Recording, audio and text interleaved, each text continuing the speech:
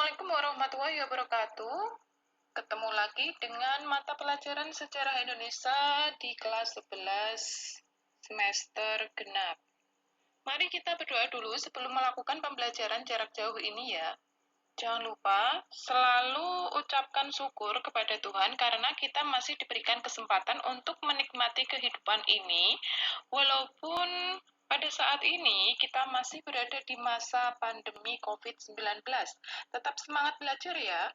Khusus untuk belajar sejarah, saya akan mengingatkan kalian kembali.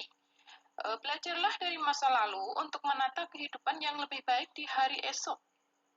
Artinya, dalam belajar sejarah, kita tidak hanya menghafalkan tahun, tanggal, dan angka saja, tetapi kita juga bisa mengambil nilai-nilai dari setiap peristiwa yang kita pelajari untuk menata kehidupan kita agar lebih baik lagi. Pada mata pelajaran sejarah peminatan kelas 11, kita sudah bicara tentang revolusi Amerika, revolusi Prancis, revolusi Rusia, revolusi Cina.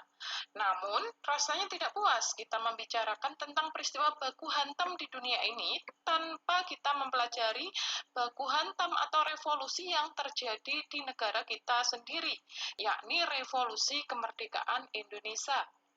Proklamasi merupakan titik kulminasi atau puncak dari adanya perjuangan rakyat Indonesia.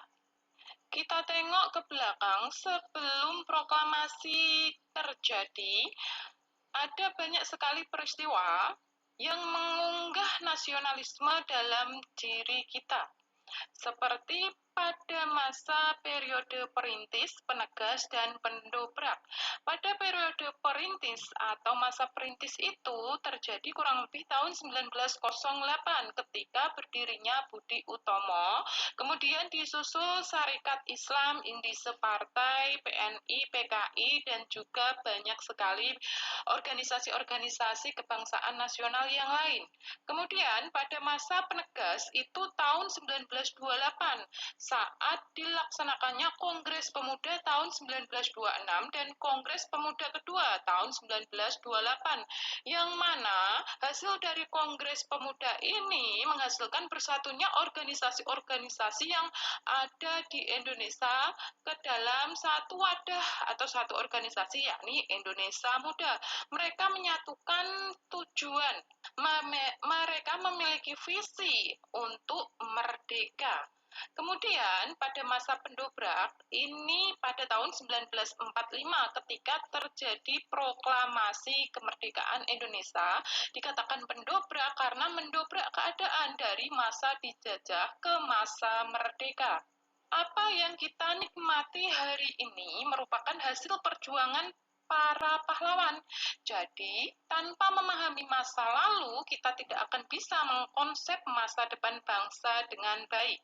Mari kita kenali para tokoh-tokoh pejuang nasional melalui peristiwa revolusi kemerdekaan Indonesia.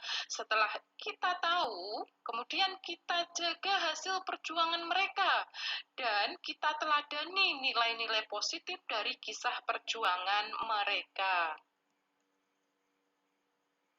Pasca proklamasi kemerdekaan 17 Agustus 1945, bangsa Indonesia tidak lantas bersenang-senang, pesta-pesta, euforia merayakan kemerdekaan dengan pesta pora.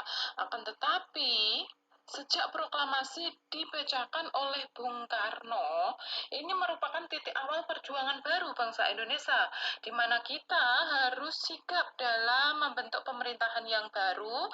Kita harus mencari dukungan dari dunia internasional atas kemerdekaan kita, atau kita mencari pengakuan kedaulatan dari internasional, dan juga kita harus mempertahankan kemerdekaan negara kita ini dari sekutu dan Belanda yang datang kembali ke Indonesia pada September 1945 pasca kita memproklamasikan kemerdekaan. Nah, materi kali ini kita akan membahas mengenai perjuangan mempertahankan kemerdekaan Indonesia. Tujuan pembelajaran yang hendak dicapai setelah kalian belajar, diharapkan kalian mampu menjelaskan latar belakang kedatangan sekutu di Indonesia. Sekutu di sini merupakan pihak yang menang dalam Perang Dunia Kedua, yang mana mereka ke sini itu mau mengambil alih Indonesia dari tangan Jepang, karena Jepang sudah berhasil dikalahkan oleh sekutu pada saat itu.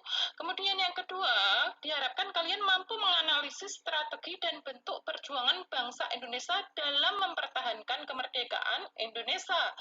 Baik itu perjuangan yang berupa perjuangan fisik dan juga perjuangan diplomasi. Yang ketiga, diharapkan kalian mampu menganalisis peran tokoh-tokoh yang muncul dalam upaya mempertahankan kemerdekaan Indonesia.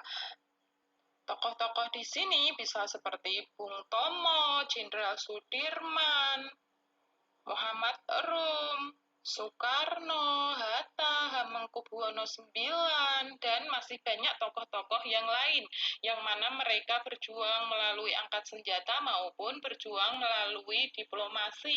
Kemudian yang keempat, diharapkan kalian mampu menganalisis hasil-hasil perjuangan bangsa Indonesia dalam upaya mempertahankan kemerdekaan dari ancaman sekutu dan Belanda.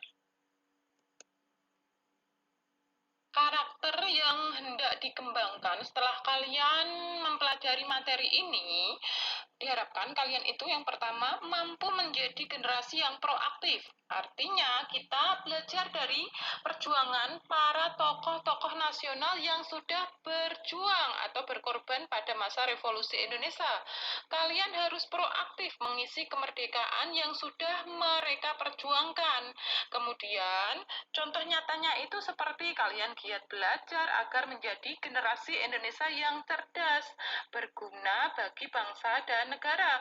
Tidak ada orang yang cerdas itu tidak berguna bagi bangsa dan negara.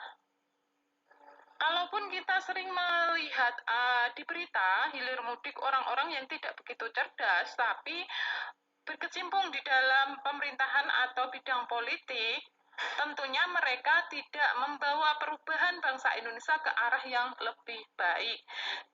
Yakinlah, orang yang cerdas itu yang mampu membawa perubahan bangsa Indonesia ke arah yang lebih baik lagi.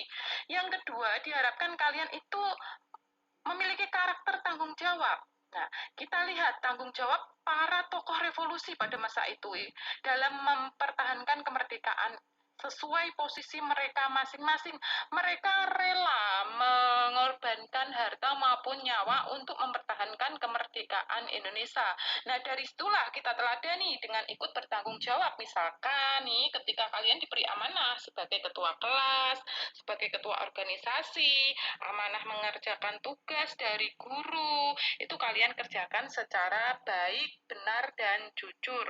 Kemudian karakter yang ketiga, diharapkan kalian itu mampu memupuk rasa nasionalisme dalam diri kalian.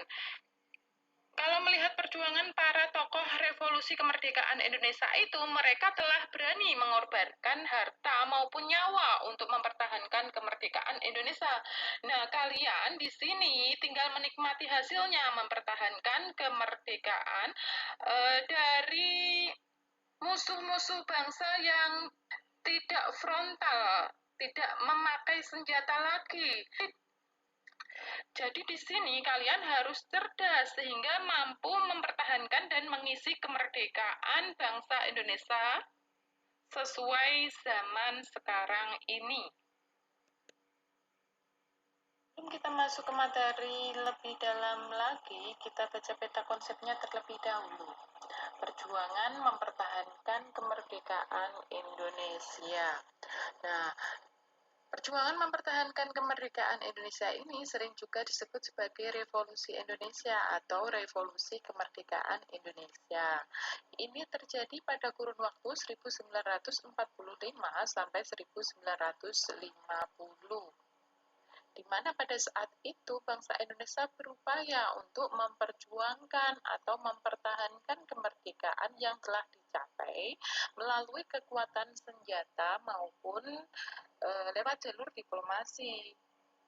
Nah, kalau kekuatan senjata atau perjuangan bersenjata itu contohnya ada di peristiwa Medan Area, Palagan Ambarawas, peristiwa 10 November di Surabaya, kemudian peristiwa Merah Putih di Manado, Bandung Lautan Api, Puputan Margarana di Bali, dan juga peristiwa Makassar. Sedangkan perjuangan diplomasi itu ditempuh melalui berbagai perjanjian-perjanjian atau kesepakatan-kesepakatan antara Republik Indonesia dengan negeri Belanda. Nah, contoh dari diplomasi yang pernah ditempuh oleh bangsa Indonesia diantaranya Perjanjian Linggarjati, Konferensi Tiga Negara, Perjanjian Renville, Perjanjian Romroyen, Konferensi Intra-Indonesia, Konferensi Meja Bundar, dan akhirnya penyerahan kedaulatan Republik Indonesia. Pada Perang Dunia Kedua yang terjadi tahun 1939 sampai 1945, Belanda ada di blok sekutu bersama dengan Inggris, Prancis, Amerika Serikat, juga Rusia. Nah, di Eropa, blok sekutu ini melawan Jerman. Sedangkan di wilayah Asia Pasifik atau wilayah timur itu, mereka melawan Jepang. Nah, pada Perang Asia Pasifik, akhirnya itu Jepang menyerah tanpa syarat kepada sekutu ketika dua kota besarnya, Hiroshima dan Nagasaki, dibom oleh sekutu pada tanggal 6 dan 9 Agustus 1945. Hal ini menyebabkan 15 Agustus atau pertengahan Agustus 1945, Jepang menyerah tanpa syarat pada sekutu. Otomatis pihak yang kalah itu menyerahkan semua wilayah kekuasaannya kepada pihak yang menang perang, termasuk Indonesia. Sebelum kedatangan sekutu, Indonesia memanfaatkan status quo atau peralihan kekuasaan yang harusnya itu Jepang menyerahkan Indonesia ke tangan sekutu, dijadikan momentum oleh para proklamator untuk memproklamasikan kemerdekaan Indonesia. Nah, pasca kemerdekaan atau proklamasi kemerdekaan, bangsa Indonesia itu mau nggak mau harus tetap berhadapan dengan sekutu, karena sekutu ini merasa Indonesia itu wilayahnya. Nah, ketika sekutu datang ke Indonesia, maka bentroklah dengan orang-orang Indonesia, di mana peristiwa ini disebut sebagai Revolusi Indonesia. Bagaimana kronologi kedatangan sekutu ke Indonesia? Mari kita pelajari bersama-sama. Ketika Perang Dunia Kedua berakhir, maka sekutu menjadi pihak yang menang perang. Jadi untuk wilayah Indonesia diserahkan pengawasannya pada SEAC atau Southeast Asia Command, Komando Asia Tenggara di bawah pimpinan Inggris. Saat itu pemimpinnya itu adalah Letnan Jenderal Lord Louis Mountbatten. Sedangkan di Indonesia sendiri itu sedang terjadi bentrok dengan tentara Jepang. Jepang berusaha mempertahankan status quo untuk sekutu, sedangkan Indonesia berusaha membersihkan sisa-sisa tentara Jepang. Nah, sedangkan Louis Mountbatten sendiri ini kemudian mengirimkan 7 perwira Inggris ke Indonesia pada tanggal 8 September 1945 di bawah pimpinan Greenhawk. Mereka datang untuk mempelajari dan melaporkan situasi Indonesia menjelang mendaratnya sekutu ke Indonesia. Nah, setelah ini pada 16 September 1945, sekutu datanglah ke Indonesia. Rombongan sekutu yang saya maksud di sini, di bawah pimpinan Laksamana Uda Peterson. Tepatnya mereka mendarat di Tanjung Priuk. Di sini ikut pula Van der Plas. Nah, kita garis bawahi, turut pula Van der Plas. Siapa Van der Plas? Dia adalah wakil dari NICA atau Netherlands Indies Civil Administration. NICA ini adalah tugasnya memulihkan dan mengendalikan pemerintahan sipil di Hindia Belanda atau Indonesia. Jadi nih ya, NICA ini merupakan buatan sekutu, tapi pucuk pimpinan tertingginya orang Belanda, yakni Van Mook.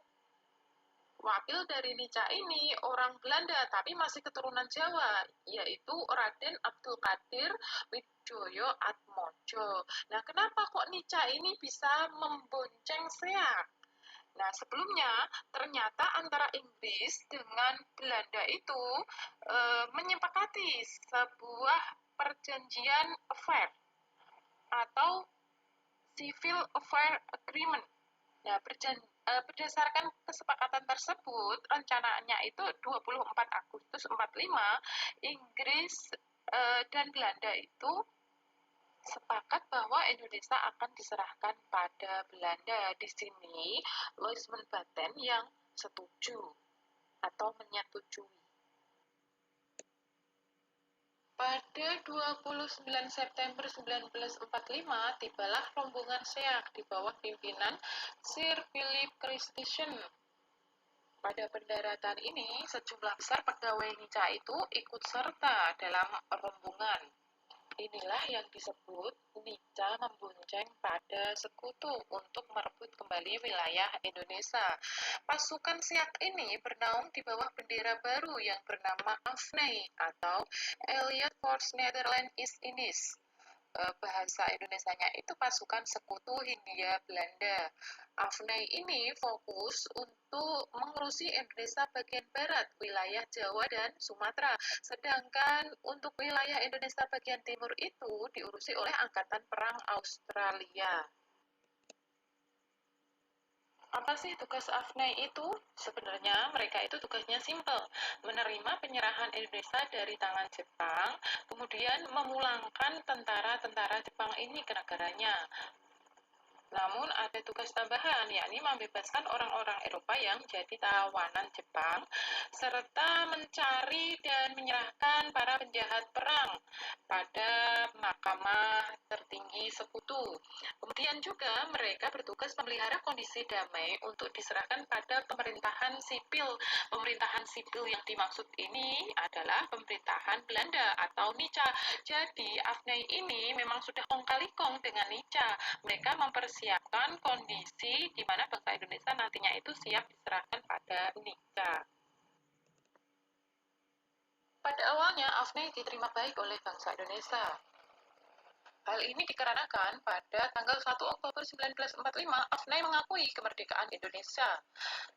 Bahkan pejabat-pejabat Indonesia ini membantu tugas AFNI karena AFNI mengakui kemerdekaan Indonesia ini. Namun, ternyata mereka tidak sadar bahwa para pejabat sipil yang dibawa oleh AFNI ini adalah orang Belanda, karena memang mereka disiapkan untuk mengambil alih pemerintahan sipil di Indonesia.